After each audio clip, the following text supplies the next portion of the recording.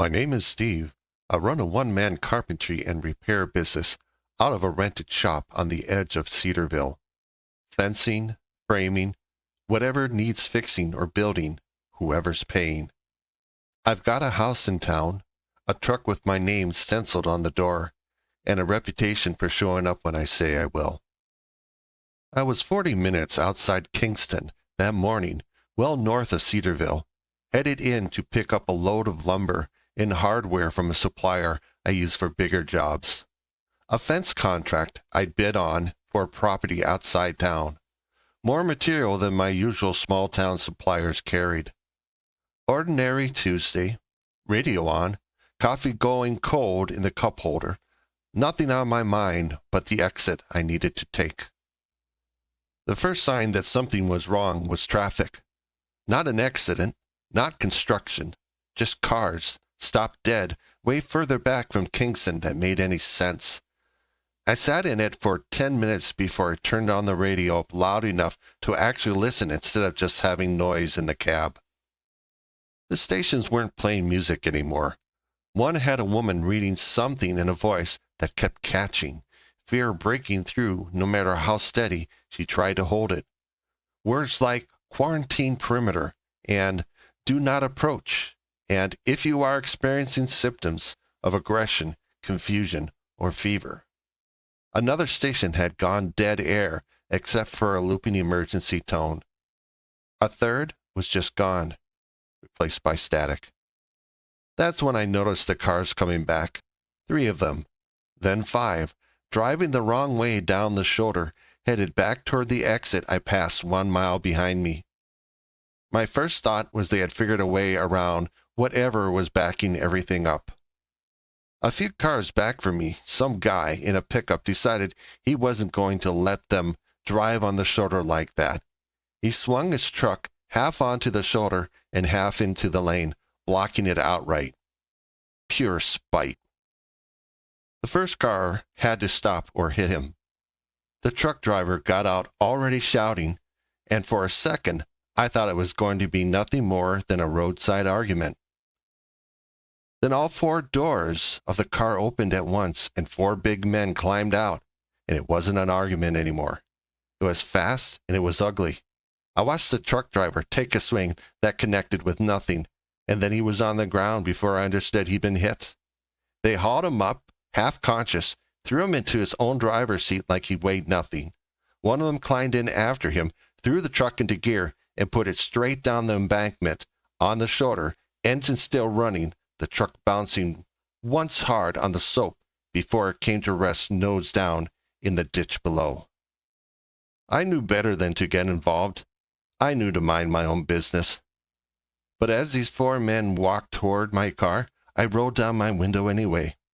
"Hey," I called out. Not loud, not challenging, but just a question. "Hey, what the hell is going on up there?" One of them turned partway, breathing hard, his face flat. "It's bedlam," he said. "I don't know what's causing it. They're everywhere and attacking everyone." He didn't wait for a follow-up question. He got into the car and pulled back on the shoulder and kept going the wrong way down the road, unchanged by what had happened. I stood half out of my truck, 1 foot still on the floorboard, using the open door as a brace to see over the line of stopped cars. Bad idea, in hindsight, but I wanted to see what everyone else was seeing. Up ahead, past a half-mile of stopped cars, I could see smoke over the skyline. Not a building fire. Thin, spread out, like a dozen small fires instead of one big one. And people, running, not toward the traffic jam, but away from it, cutting across the median and into the scrub on foot. That was enough for me. I didn't need to see it up close to know I didn't want to be here. I got back in the truck, dropped it into gear, and pulled out onto the shoulder, going the wrong way, same as everyone else had. Somewhere around mile marker 60, the radio host patched through a caller, some other driver stuck on a highway. His voice was ragged, shouting over the sound of his own engine. "Zombies," he said. "I don't care how it sounds. That's what they are. That's what's out there. Zombies. The host didn't argue with him, but didn't laugh it off either. Just went quiet a beat too long before cutting to the next line. And that silence told me more than any argument would have. Hearing it didn't make it easier, but it made it real enough to start planning around. And planning was the only thing keeping my hands from shaking too bad to drive. I ran through my options. Cedarville was straight ahead, but the radio host had started reading off evacuation points, a high school gym 10 miles east, a fairground north of the interstate, before correcting themselves mid-sentence, voice tightening. Belay that last one. Do not go to the fairground. Repeat, the fairground is not a safe location. He didn't explain why, and he didn't need to. He kept talking, fast now, saying there were reports of similar events in other cities, that anyone able to leave or secure their own home should do so rather than wait for an official word. My own house in town wasn't going to be any better. A house with locks made for keeping people out, but maybe not for whatever this was.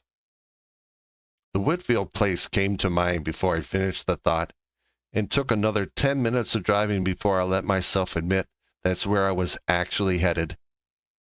I'd done fencing and barn repair for Frank, going on 3 years, on and off, whenever the job needed more hands or more know-how than he had time for himself. He had land.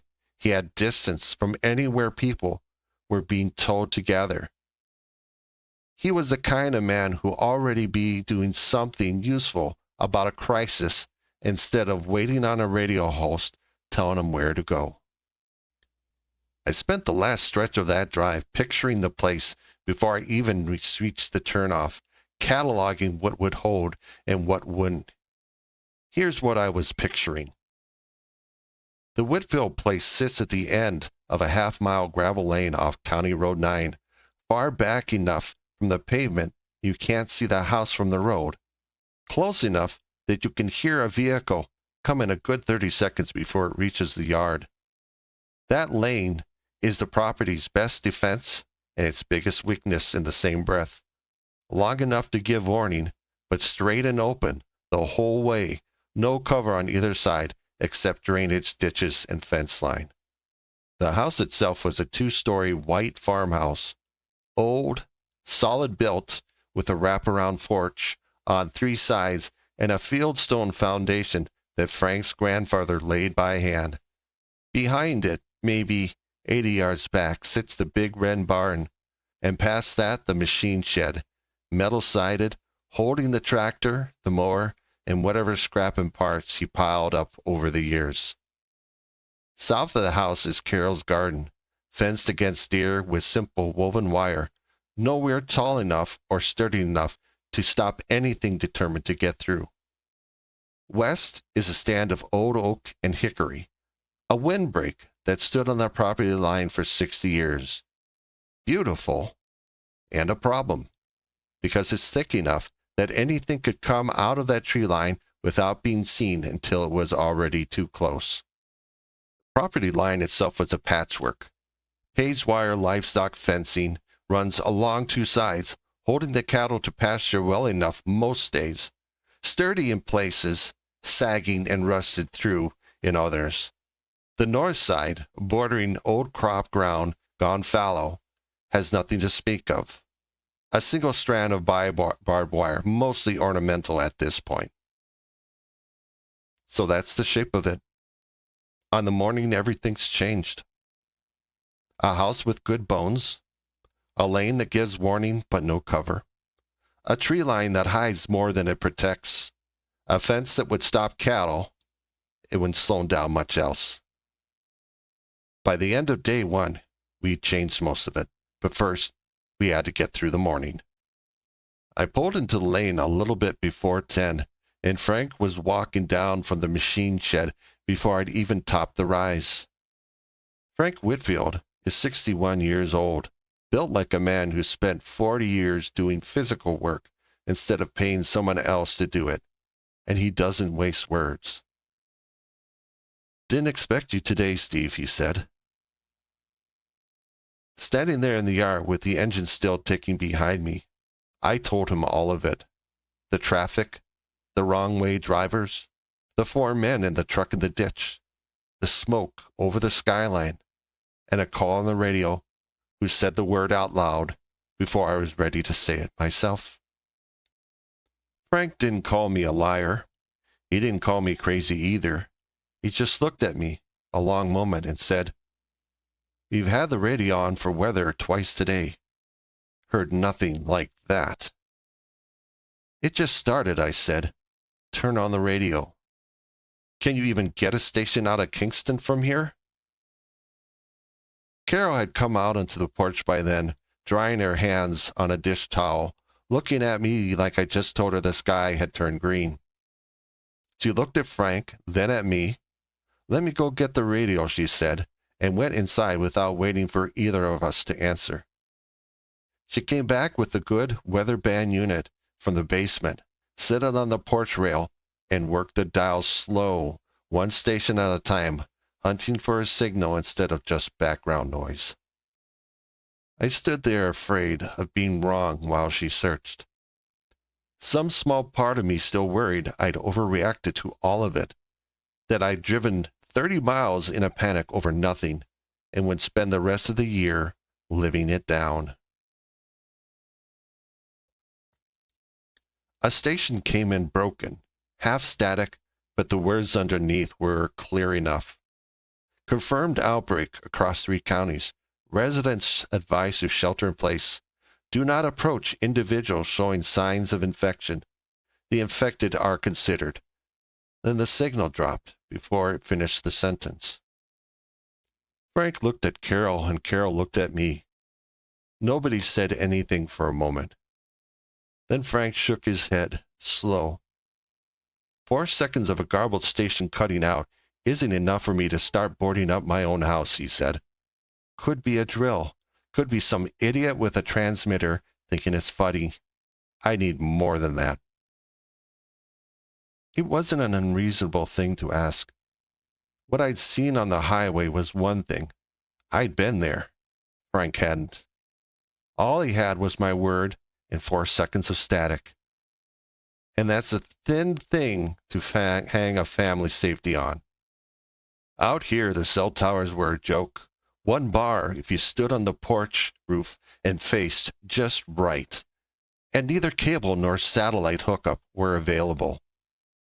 The Whitfields had never needed more than just the radio.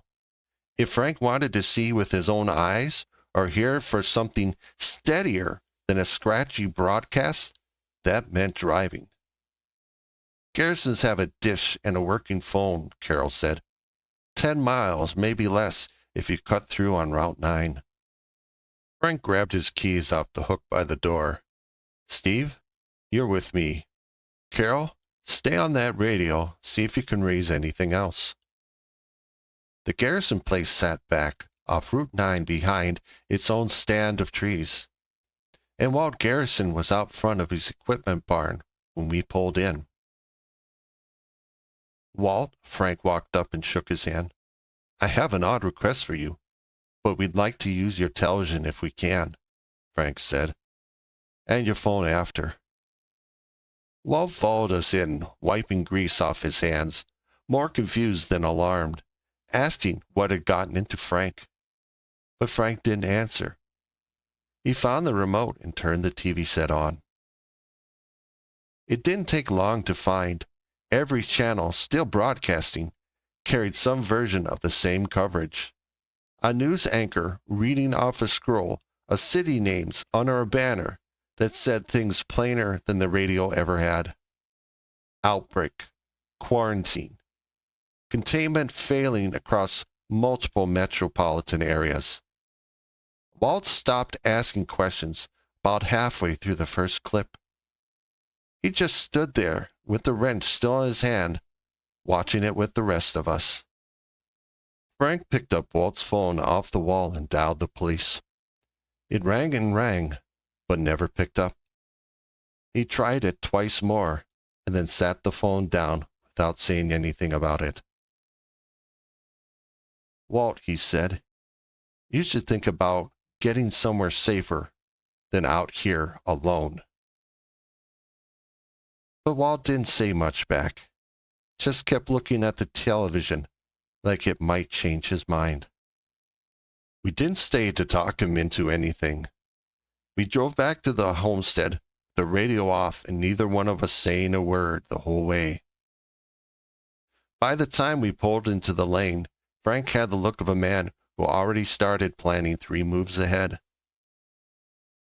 We are not going to a stadium full of people, he said flat. Not a decision, a fact, as far as he was concerned now. We've got land, we've got water, we've got a house that doesn't have neighbors closing in on it. We use what we've got. Frank sent Carol out to bring Tom in from the fence line he'd been mending on the far side of the property. And by the time the 4 of us stood together in the yard, nobody needed convincing of anything anymore. What we didn't have was much of a wall. I want to explain something here because it matters for what came next. I'm not a farmer and I don't own a gun. What I am is a tradesman, 12 years of carpentry, framing, and fence work, running my own outfit out of Cedarville, taking whatever jobs paid, Frank's among them. I know how to look at a structure and see where it's going to fail before it fails, because that's the whole job, and that's what a man in my line of work does for a living. Finds the weak point before the weak point finds you. Frank had the guns and the land. Tom, 3 seasons into working the place, knew the fence line and the equipment about as well as Frank did. Carol ran the house, the garden, and the books, and knew where everything on the property actually was, which turned out to matter as much as anything else that day. What I had was an eye for exactly what kind of problem we were about to spend all day solving. How do you take a house that was never built to keep anything determined out and make it hold? I walked the perimeter with Frank before noon, on foot, the 2 of us saying little, just looking. I pointed at the tree line. That's your blind spot, I said. Anything could be standing 40 feet inside that tree line, and you wouldn't know until it stepped out. Frank nodded, but then said, Can't clear 60 years of hickory in a day. We don't need to clear it, I said. Need to thin the first 20 feet and put something loud on the ground in front of it. Tripwire with cans, if that's all we've got. I pointed at the north fence line, the single strand of sagging barbed wire. That's not a fence, I quipped. That's a suggestion. I know it, Frank exhaled. That's where we need real material, I continued. Panels, chain link, something with teeth, or we might as well not have a fence on that side at all. Frank looked at me a long moment. You know where to get that kind of material fast? And I did. That's how the rest of the day got decided. Before I left, we unloaded my truck. Cattle panels, partial roll of field fence, a box of clips and staples, wire stretchers, a post driver, hand tools. I never went anything without. I wasn't going to fix the whole property. It was more than nothing, and nothing was what we started the morning with. We laid it out on the yard and took stock together. Frank wanted the panels on the north line first, no question. Tom pointed out we didn't have near enough T-posts to match the panel we did have, and he was right. Carol went inside and came back with a scrap of paper, already writing as she walked. Tell me what you need most, she said. Frank said panels and posts. Tom said chain link, since panel alone wouldn't stop something low enough to crawl under a gap. I told her gate hardware, padlocks, and as much wire as the store could spare. Carol wrote it all down, folded the paper twice and handed it to me. 12 miles northeast of the Homestead sits the town of Cedarville. Not big, a grain elevator, 2 churches, a diner, and a farm and fleet supply store that's been there since before I was born. I've bought fencing tools and hardware from the store for 3 years running. The man who runs the back counter, Mike Doran, knows me by name, knows I pay my bills, and more importantly on that particular morning, knows where the good material is kept, separate from what's sitting on the floor. Cedarville, when I got there, wasn't calm, but it wasn't gone either. It's somewhere in between. Honestly, everyone in the town had heard the same broadcast we had, and everyone had decided, all at the same time, that the farm and fleet store was the place to be. The parking lot was full, not with looters, not yet, with people, regular people, scared, grabbing whatever they could reach off the shelves without much thought for whether it made sense. I drove around to the loading dock, same door I used every time I picked up an account order. Mike was there, keeping the door half shut, a tire iron in his hand, but I don't think he had any real intention on using it on anyone. "Hello, Steve," he looked at me. "You picked a hell of a day. I need panels, chain link if you got it, T-posts, gate hardware, whatever's back here that's not already spoken for." "I need panels," I said. "Chain link if you got it too. T-posts, gate hardware, whatever's back here that's not already spoken for." Mike didn't argue. He didn't haggle. Didn't even ask for the account number. He just started walking me through the stockroom, pulling material off the shelves himself. I pulled Carol's list out of my shirt pocket and read it off while he worked, checking items as we went. Chain link was where we hit a snag. Mike had 2 full rolls left and a third that had sat outside long enough to rust through in streaks. "That's all of it?" I asked.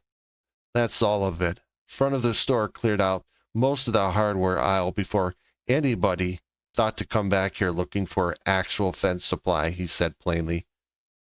It wasn't going to be enough to run double chain link the whole length of the north line, not even close. We'd have to pick where it mattered most and let the rest of the line stand on panel alone.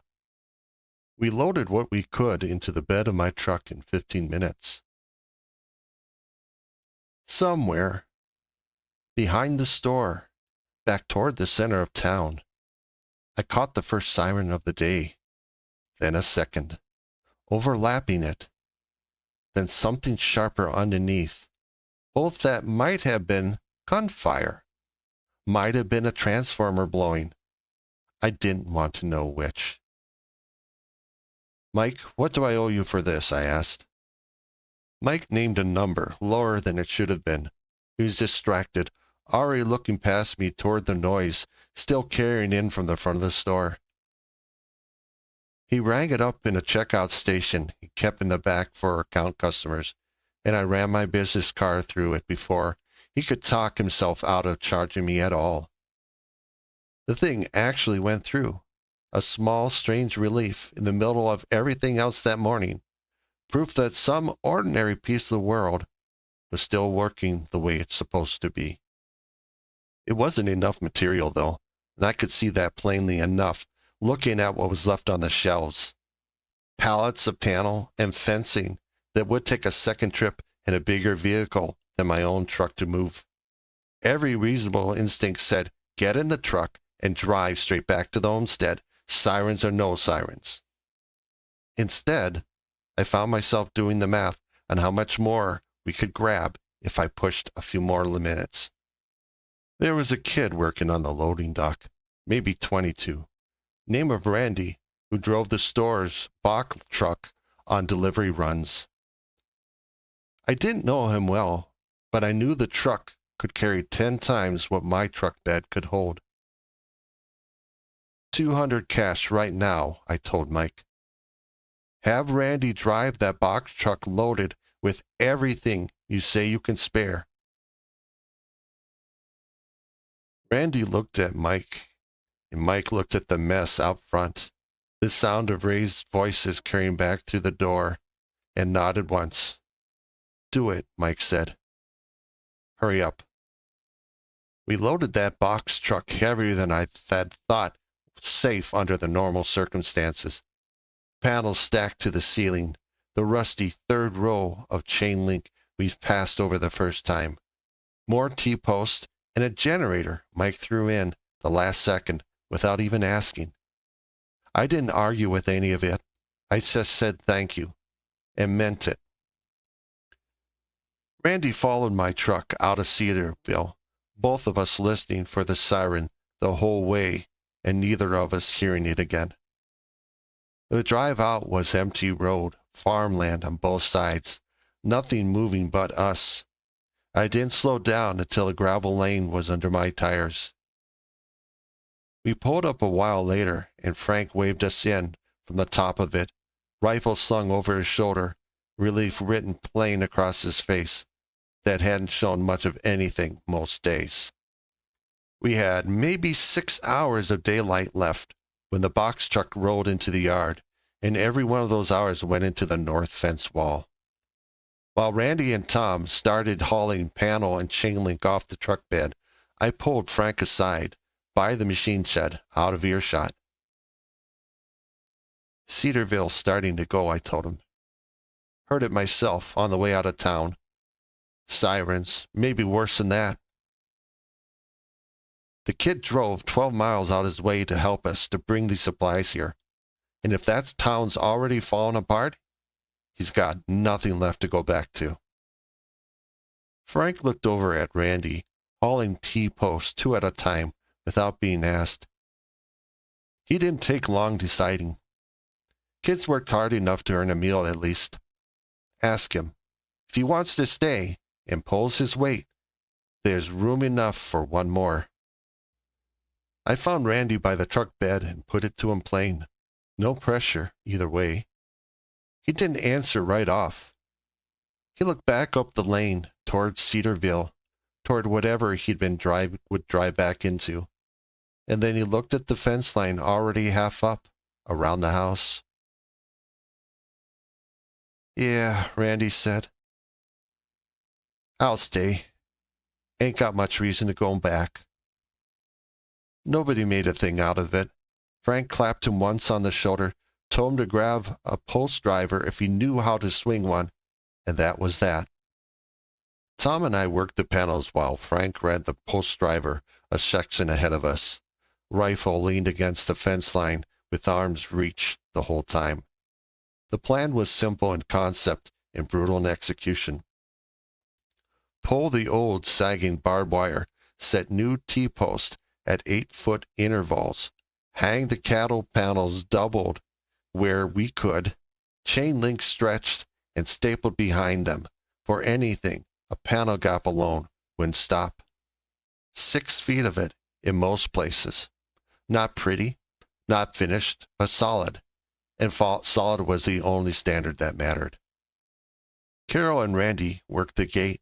The single weak point in any fence line is always the gate. We built ours out of 2 panels hinged to a heavy post, chained shut with a padlock loop long enough to open one-handed from a vehicle, but strong enough that nothing without hands built like a human stood a chance of working it open. Around 3 in the afternoon, we lost an hour we didn't have to spare arguing about the tree line, because Frank wanted it left for tomorrow, and I didn't think tomorrow was guaranteed. We compromised.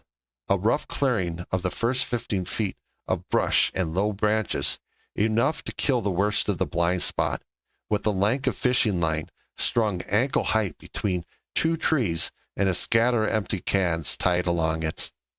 Not a real alarm, a 10-second warning, maybe. On a day like day 1, 10 seconds felt like a fortune. By 5 o'clock, the north line was fenced, the gate was hung, and the tree line had eyes on it for the first time in 60 years.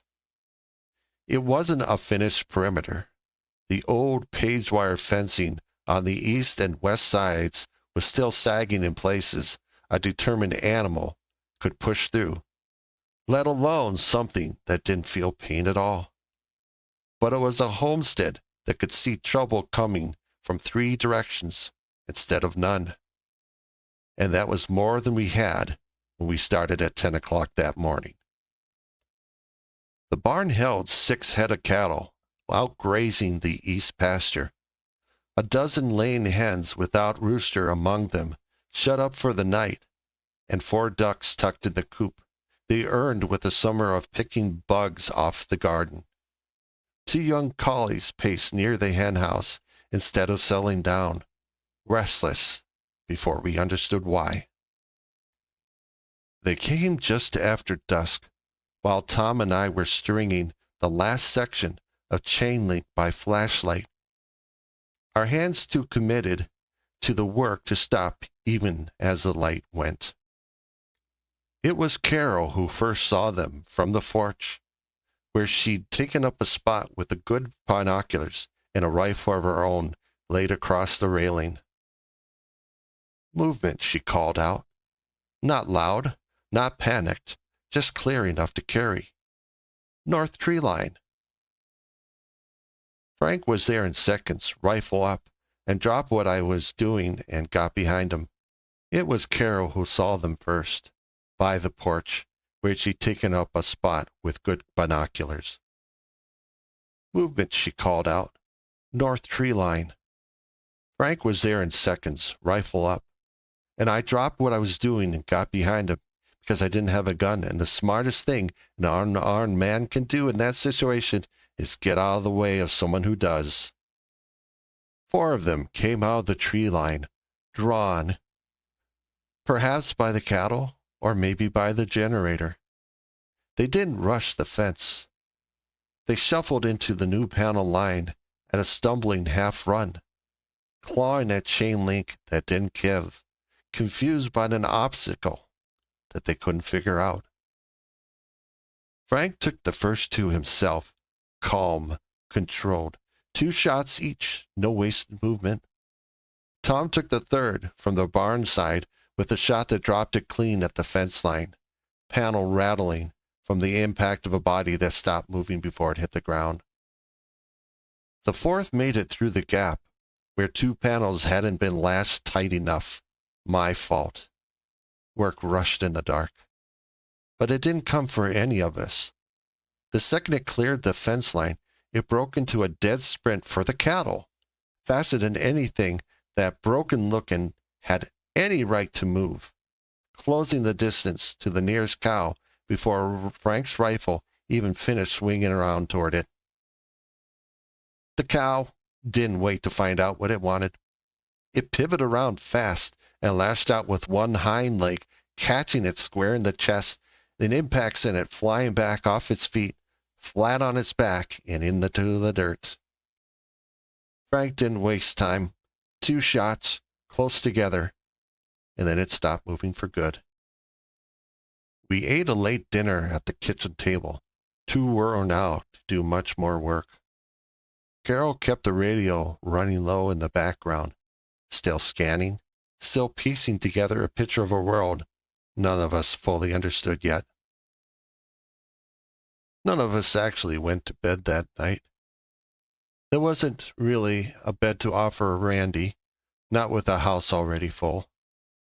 Frank ended up outside before long, leaning against a gate post with his rifle in his hands.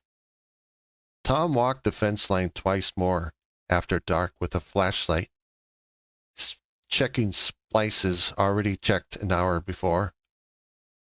Carol never left the kitchen table, radio at her elbow, glancing at the window every time the dial caught static instead of a voice. I found myself at the porch rail more than once with no memory of walking there, staring at the tree line.